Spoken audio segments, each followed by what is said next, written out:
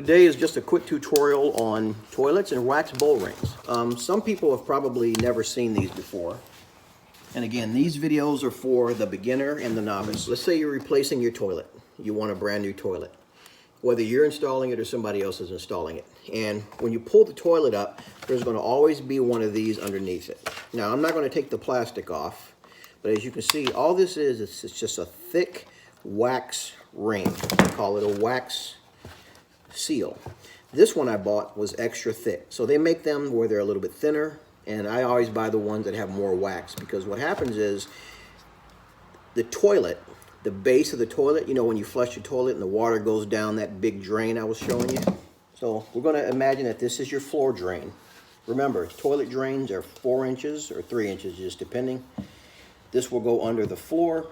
So if this is your bathroom floor, your nice tile, and you took your toilet off, this is what you're going to see, where you can see down into the sewer, or you can see down into the drain pipe.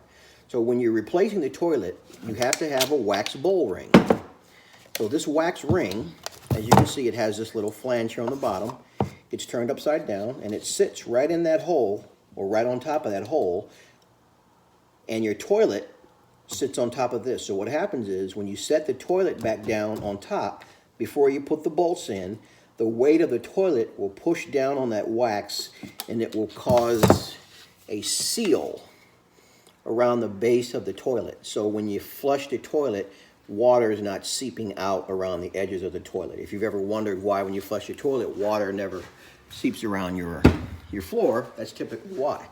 And I'm sure, depending on your experiences in life, some people have had situations where they've had the floor they start seeing water seepage around there. Typically that's because the wax seal is old, or the toilet wobbles like this, you know, from somebody that's a little bit, kind of got a big butt, and over time it's loosened the bolts and the wax bowl ring isn't seating. So in cases like that, this is where you're going to want to repair the floor. But anytime you remove a toilet, you're going to have to replace this wax bowl ring. That's really all it is. It's not rocket science. Those of you who are a little intimidated by plumbing and toilets, it's really not that difficult. Like I said earlier, shut off the shutoff supply to make sure there's no water flowing. It's not a big deal. Take the bolts off. One thing I will suggest if you're attempting to replace your toilet is to take once you shut the water off to the toilet and you disconnect the bolts, the toilet should lift off. What I recommend is make sure you flush the toilet after you shut the water off, because what will happen is that will get rid of probably half the water that's in the tank. And then you might want to take a sponge and stick it in where the tank is to try to soap up as much water as you can. Now there's water. Every toilet has a trap, and that's really just to hold water to keep the sewer gases from coming back up from the sewer.